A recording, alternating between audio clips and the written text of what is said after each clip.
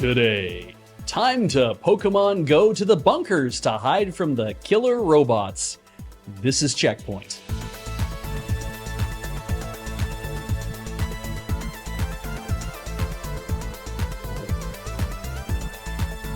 Welcome to CheckPoint. When it comes to video game news, we're the toast of the town. We bring you all the keenest industry insights that have been baking all week. But only if you'll let us. I don't want to end up with egg on my face. Is Paul here with our breakfast yet? God, I hope so. Kirby, the puffy god killer, is collaborating with Heinz to promote a new line of new sauces. This is a good match because Kirby will eat literally anything, so why not switch it up with different seasonings when you're sucking down a flight of stairs? The sauces are packaged quite attractively and come in those squeeze bags that I like to suck applesauce out of, and you can collect all 9. Here's the rundown. First, tomato ketchup, the classic, followed by tomato ketchup. Oh, well, that's cool. 2 label variants. We do that over here sometimes. Okay, third sauce, tomato ketchup. Fourth, tomato ketchup. Tomato ketchup, tomato ketchup, tomato ketchup but smaller. Wait, a new bottle. What does that say? Zoom, enhance. Sriracha ketchup. Shit. Okay, fine.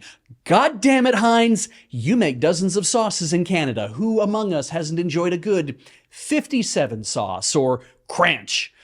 Heinz makes mustard and relish and mayo must, which I'm pretty sure is that shit a skunk sprays on you. You're a multinational conglomerate, Heinz, with fingers in every sauce bowl in the world. You are working with one of the world's finest exploiters of intellectual property, known for finding myriad ways to promote their characters in a market that will accept and consume black hamburgers and blue fucking curry, all for the novelty. So what, I ask you, what did you put in bottle number 9? Balsamic ketchup. Not quite a dream buffet, is it?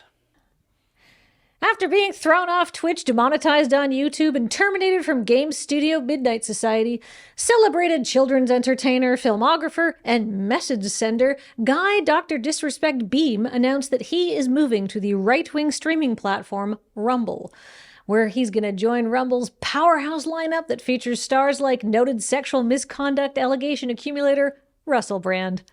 And in an eye-watering press release that was so full of meaningless corporate speak, mixed metaphors, and contradictions that it was actually difficult to identify all the verb tense inconsistencies, Rumble announced that a majority of Beam's compensation is going to take the form of equity with milestones. Beam is also going to take a leadership role there, where he's going to be like an advisor at Rumble Gaming. And I think that's basically the same thing. I think it just means generic evil vizier. So, hey, good job, King. Grow the mustache for the job you want. Later in the press release, Rumble CEO Chris Pavlovsky is quoted as saying that he is laser-focused on expanding into 2 categories, gaming and crypto. And of course, laser-focusing on 2 things is a sterling example of Thomas Young's double-slit experiment, in which a beam of light passing through a plate pierced by 2 parallel slits generates an interference pattern indicating that light can be modeled as consisting of waves. Seriously, though, you have to read this press release. It's a staggering document that was written by their best wordsmith and then posted by their best editor, so we can confidently say that Beam has finally found his people. It's Sonic's 30th anniversary, and what better way to celebrate than to see the movie that everyone's absolutely hogging to see, Sonic the Hedgehog 3 and Knuckles. I'm learning all sorts of new things about Sonic this week. For example, his fraternal twin half-brother, Shadow, is getting his gun back.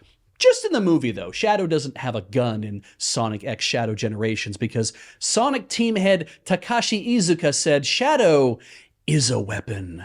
Just like numerous people have always heard me say, Shadow the Hedgehog is a fucking weapon. Usually I'd say it in a terrible Aussie accent. Also, I wouldn't confine it to just Shadow. For example, I've also said Sonic the Hedgehog is a fucking weapon. And Tails the Hedgehog is a fucking weapon too. Rouge the Bat isn't a weapon, though. I think she's a Sheila? Is that right? I certainly didn't come here to fuck spiders. In movie-going news, Regal Movies tweeted about all the exceptional plastic shit you can buy at the box office if you can't stand wasting your Christmas bonus on your kids. Here's a sample. Not sure how many orifices the Sonic popcorn bucket features, but I'll report back later. The tweet also reveals a series of Sonic Funko Pops, including Cream the Rabbit, and I cannot tell if that is a character or a suggestion. Okay, that's fair. I'll rein it in. Though I think I deserve some credit for not talking about the fleece blanket and the plushies. Do you remember the summer of 2016 when it felt like everyone you knew was Pokemon going outside, taking Pokewalks to Pokestops, quickly petitioning developer Niantic to add more Pokestops, and then helping them fill out their increasingly robust map of the pedestrian world? It was really fun, wasn't it? Well, the fun was cursed, because in a recent blog post, Niantic announced that they are using all that player data to create what they're calling a large geospatial model, or an LGM. That's a database of connected information that an AI model could use to achieve a location-based understanding of space, structures, and physical interactions. Something that could help driverless cars understand unusual roads, or help autonomous delivery machines better navigate to specific locations, or help paramilitary gunbots locate the last holdouts of the resistance. We were just catching sobbles. When did we start helping Niantic build an AI map of the world? Answer, in summer 2020, which is after I stopped playing. But this is when they introduced the Pokestop Scan feature, a system whereby you get in-game rewards for filming point cloud scans of real-world locations. And they haven't really been hiding their work on this either. In 2022, a Q&A on Niantic's blog by Chief Scientist Victor Priascaru said, using the data our users upload when playing games like Ingress and Pokemon Go, we build high-fidelity 3D maps of the world, which includes both 3D geometry and semantic understanding.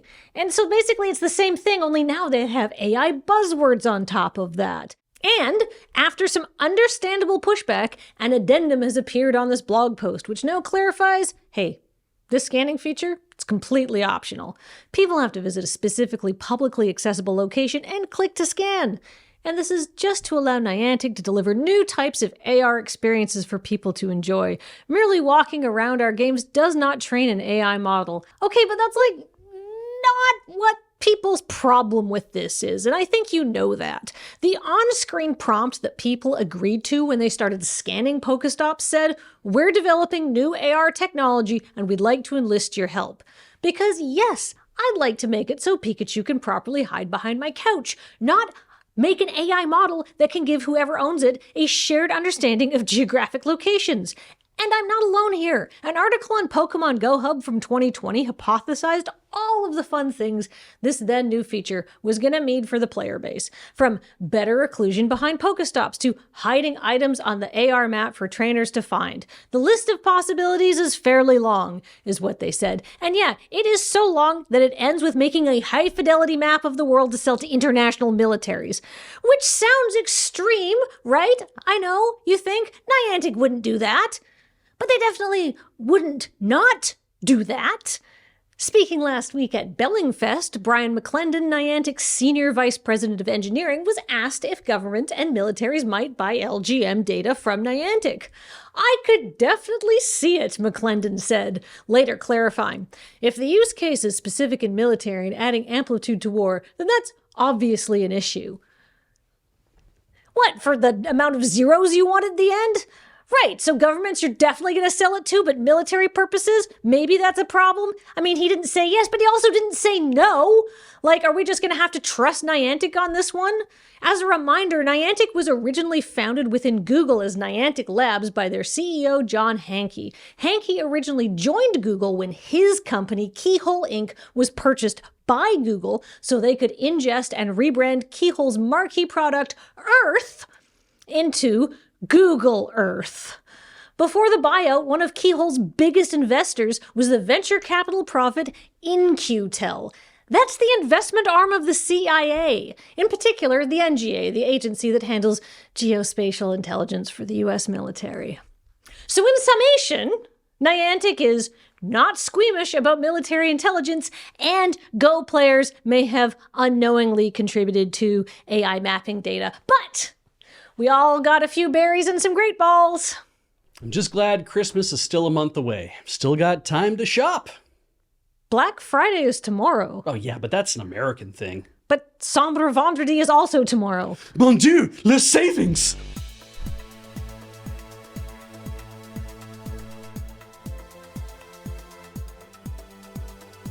Coming up, Nintendo has added The Legend of Zelda Echoes of Wisdom to the official Zelda timeline.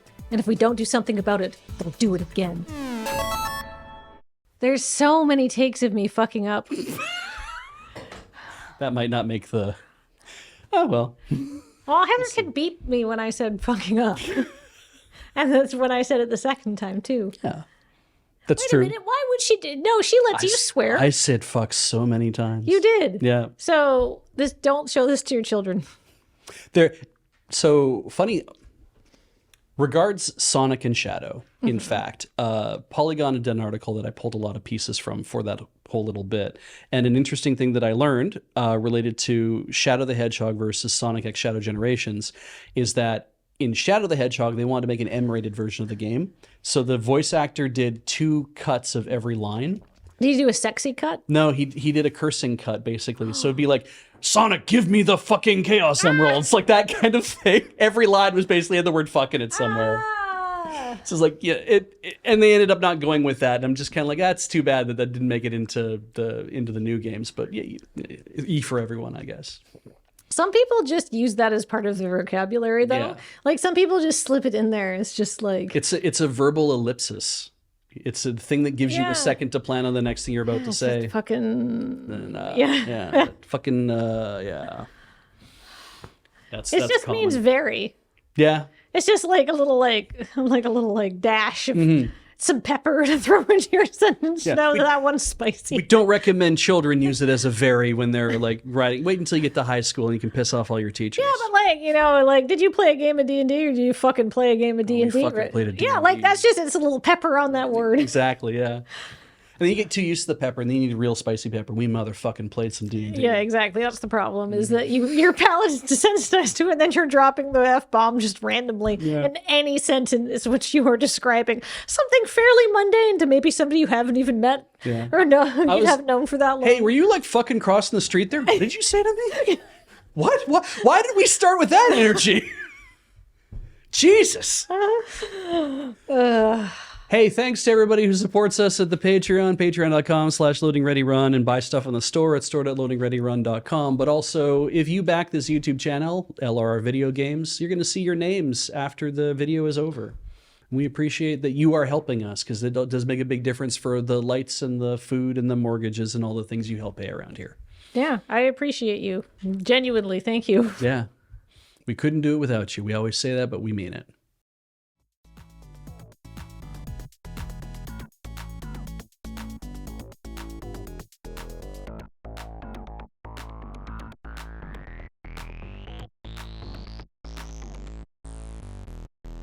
That's a cut, I think. Is this enough feelings Sounds for now? good. So we can leave it right there.